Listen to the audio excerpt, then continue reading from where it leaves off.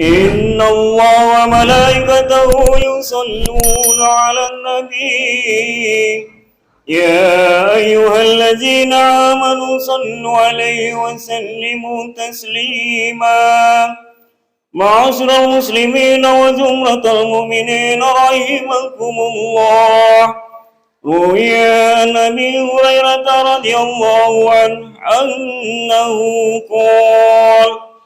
قال رسول الله صلى الله عليه وسلم: إن يوم الجمعة سيد الأيام، إذا كنت لصاحبك يوم الجمعة والإمام يخطب أنصت فقد لروت.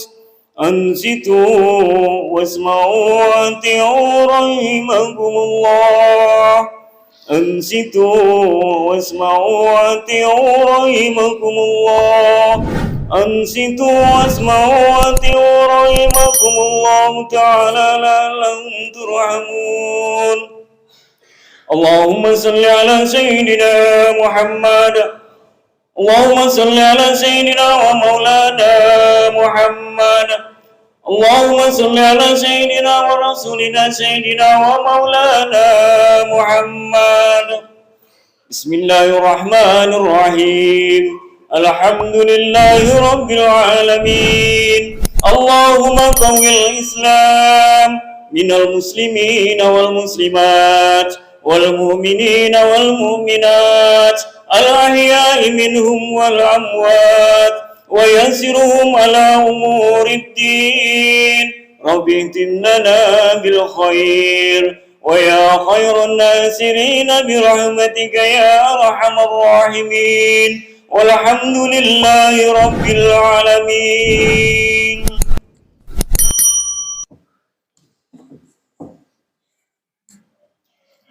Assalamualaikum warahmatullahi wabarakatuh.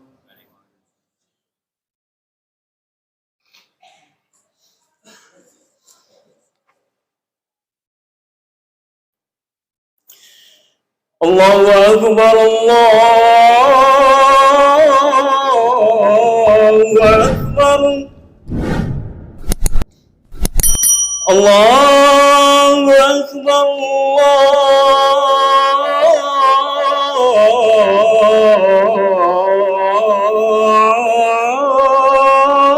Allahu Akbar.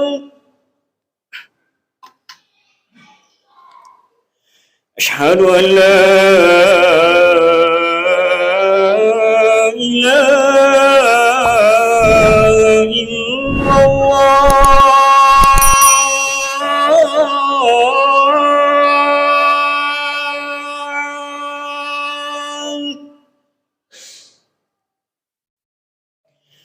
أشهد أن لا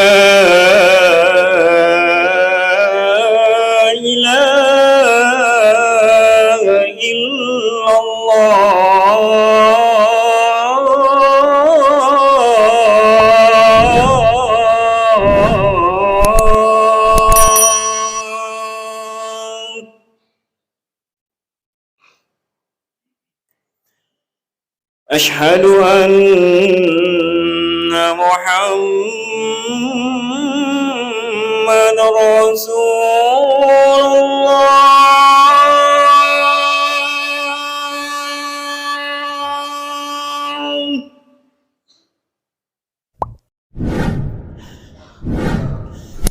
أشهد أن محمد رسول الله.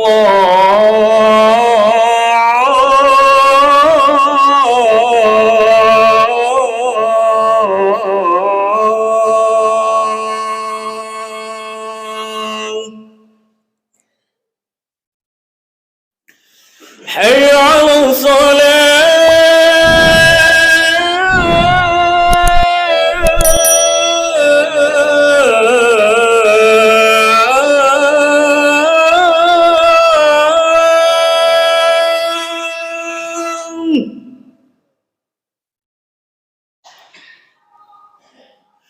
حي على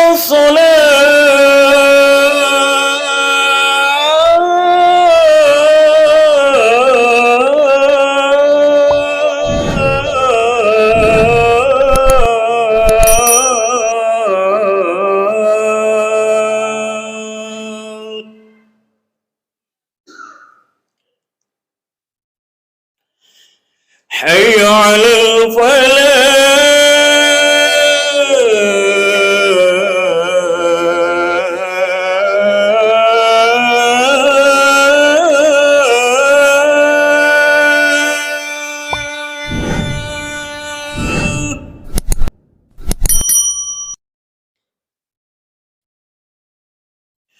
حي على الفلاح.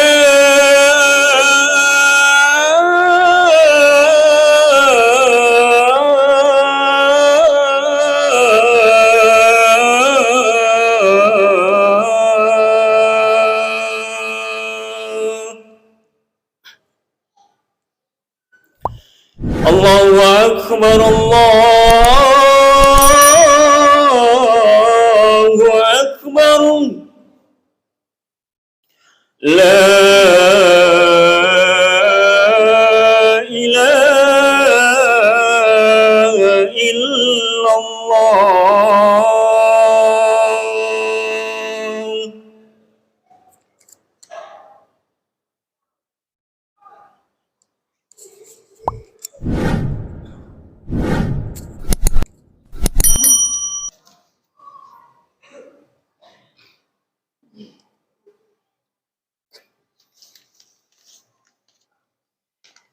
Alhamdulillah, wassalatu wassalamu ala sayyidina Muhammadin Rasulillah wa ala alihi wa sahbihi wa man wala. Wa ashhadu anna sayyidina Muhammadan abduhu wa rasuluh. Allahumma salli wa sallim ala sayyidina Muhammadin wa ala alihi wa sahbihi wa man tabi'ahum bi ihsanin ila yaumiddin. Amma ba'd. Ya ayyuhallazina amanu taqullaha haqqa tuqatih wa la tamutunna illa wa antum muslimun. Qala Allah Ta'ala, ya ayyuhallazina amanu taqullaha wa qulu qawlan sadida. Ya ayyuhallazina amanu taqullaha wa qulu ma'as shadiqin.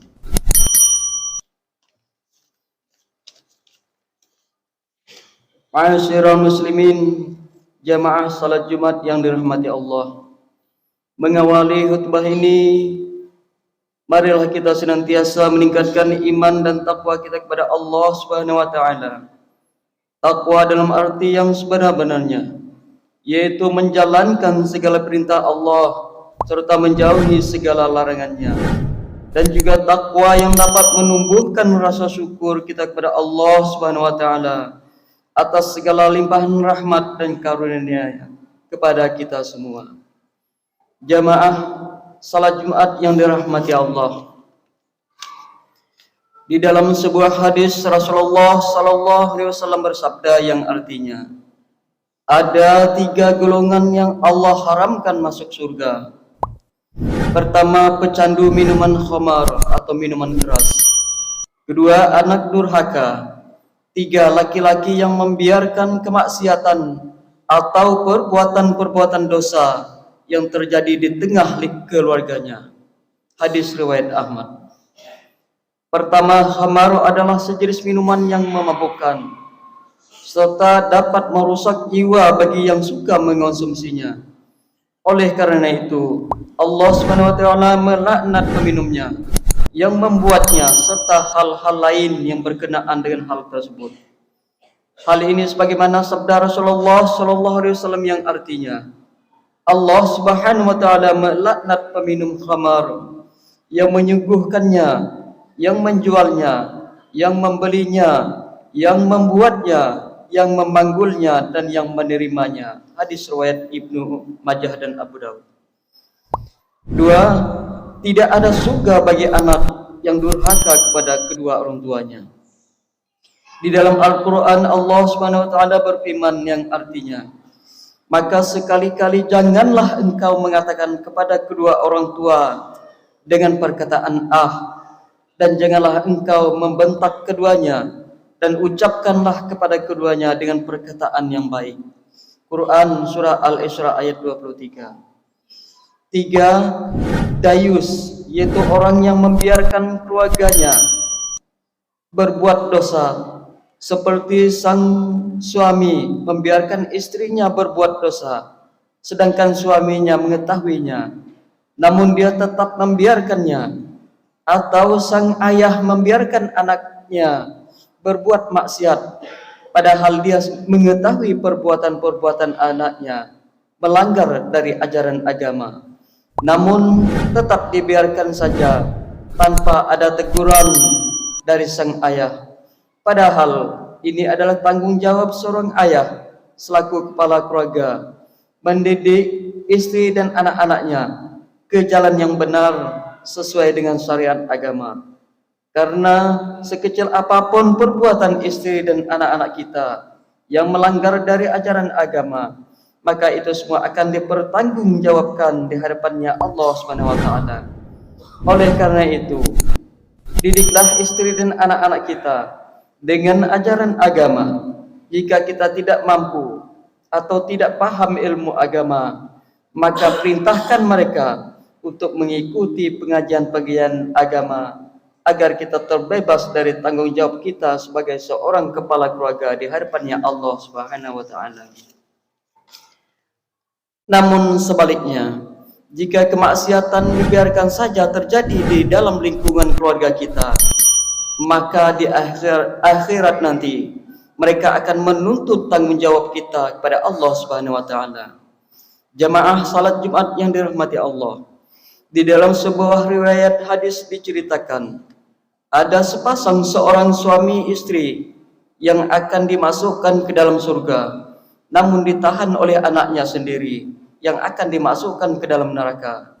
Karena si anak tersebut mengadu kepada Allah, dan ia pun berkata, "Wahai Allah, mereka orang yang baik dan taat beribadah, namun mereka tidak pernah mengajari saya dengan ajaran agama, dan mereka selalu membiarkan saya terjerumus di dalam kemaksiatan, karena mereka selalu sibuk dengan urusannya sendiri." Atas pengaduan tersebut, maka kedua orang tua tersebut sama-sama dilemparkan ke dalam api neraka bersama anaknya. Jamaah salat Jumat yang dirahmati Allah, di balik cerita tersebut juga terdapat cerita seorang anak yang soleh yang membela kedua orang tuanya yang sedang disiksa di neraka. Suatu ketika, seorang anak yang soleh diperintahkan oleh malaikat masuk ke dalam surga, namun si anak tersebut tetap saja berdiri di depan pintu surga. Kemudian malaikat pun bertanya, "Wahai fulan, kenapa engkau tidak ingin masuk ke dalam surga, tidak seperti yang lainnya?" Si anak tersebut menjawab, "Saya tidak ingin masuk ke dalam surga karena saya teringat ayah dan ibu saya sedang disiksa di dalam neraka." Malaikat pun menjawab, "Kalau begitu berdoalah kepada Allah agar kedua orang tuamu diampuni dosa-dosanya." Kemudian anak tersebut berdoa kepada Allah. Berdasarkan pengaduan si anak tersebut, malaikat pun segera menghadap Allah dengan menyampaikan apa yang telah disampaikan oleh si anak tersebut. Dan Allah pun mengabulkan doa si anak tersebut serta memerintahkan kepada malaikat untuk segera menjemput ayah dan ibu si anak tersebut. Dan Allah pun berfirman kepada malaikat, "Masukkan ayah dan ibunya ke dalam surga bersama-sama dengan anaknya." Jamaah salat Jumat yang dirahmati Allah, dari cerita tersebut di atas dapat kita pahami bahwa mendidik istri dan anak kita dengan ilmu pengetahuan agama itu hukumnya wajib, dan tentunya kewajiban ini dimulai dari diri kita sendiri, kemudian istri dan anak-anak kita, agar keluarga kita terbebas dari siksaan api neraka dan berkumpul bersama-sama di dalam surganya Allah Subhanahu wa taala. Sebagaimana Allah Subhanahu wa taala berfirman, Bismillahirrahmanirrahim, "Ya ayyuhallazina amanu qu anfusakum wa ahlikum nara." Artinya, hai orang-orang yang beriman, jagalah dirimu dan keluargamu dari siksaan api neraka. Quran Surah At-Tahrim ayat 66. Ma'asyiral muslimin, jamaah salat Jumat yang dimuliakan Allah, mengakhiri khutbah ini, di saat suasana hening ini, mari kita merenungi sejenak dosa-dosa kita kepada Allah Subhanahu wa taala. Setelah kita renungi, lalu kita sesali seraya mengucapkan astagfirullah sebanyak-banyaknya. Kemudian beriktikad untuk tidak mengulanginya lagi Insya Allah, Allah Subhanahu wa Ta'ala Maha Pengampun dan tidak ada dosa-dosa seorang hamba, walaupun sebanyak buih di lautan, melainkan mendapatkan ampunannya, selagi seorang hamba tersebut tidak menyekutukannya. Bersegeralah untuk mendapatkan ampunannya, karena sesungguhnya Allah Subhanahu wa Ta'ala sangat mencintai hamba-hambanya yang suka memohon ampun dan bertobat kepadanya. Dan jika kita berdosa kepada kedua orang tua kita, maka bersegeralah untuk mendapatkan ampunannya, karena surga ada di bawah telapak kakinya. Dan jika keduanya sudah meninggal dunia, maka tugas kita seorang anak adalah selalu mendoakannya, karena setiap doa anak akan menjadi syafaat bagi kedua orang tua. Jika dia sedang disiksa, maka siksanya akan diringankan oleh Allah. Dan jika dia sedang di dalam rahmatnya Allah, maka Allah akan mengangkat derajatnya karena doa dari anak-anaknya. Barakallahu li wa lakum fil Qur'anil azim wa nafa'ani wa iyyakum bima fihi minal ayati was hakim. Taqabbal minni wa minkum wa tilatahu innahu huwas samii'ul 'aliim. Aqulu qawli hadza wastaghfirullahal azim li wa lakum wa lisairil muslimin wal muslimat fastaghfiruhu innahu huwal ghafurur rahim. Allahumma salli ala Sayyidina Muhammad. Allahumma salli ala Rasulika Sayyidina Muhammad. Allahumma salli ala Rasulika Sayyidina wa Maulana Muhammad. Alhamdulillahi hamdan katsiran kama amar. Asyhadu an la ilaha illallah wahdahu la syarika lah, irraman lima jahada bihi wa kafar. Wa asyhadu anna sayyidana Muhammadan abduhu wa rasuluh, sayyidul khalaiqi wal bashar. Allahumma salli wa sallim ala sayyidina Muhammadin wa ala alihi wa sahbihi wa sallim tasliman katsira. Amma ba'd, faya ayyuhan nasu taqullaha haqqa tuqatih wa la tamutunna illa wa antum muslimun. Wa'lamu anna Allaha amarakum bi amri bada fihi bi nafsi wa sanna bi malaikati qudsi faqala ta'ala wa lam yazal qailan 'alima inna Allaha malaikatahu yusholluna 'alan nabi ya ayyuhalladzina amanu shallu 'alaihi wa sallimu taslima wa ajibullaha ila ma da'akum wa shallu wa sallimu 'ala man bihi hadakum. Allahumma salli wa sallim wa barik ala sayyidina Muhammadin wa ala alihi wa sahbihi ajma'in wattabi'in wattabi'at tabi'in wa dha'anna ma'ahum bi rahmatika ya arhamar rahimin.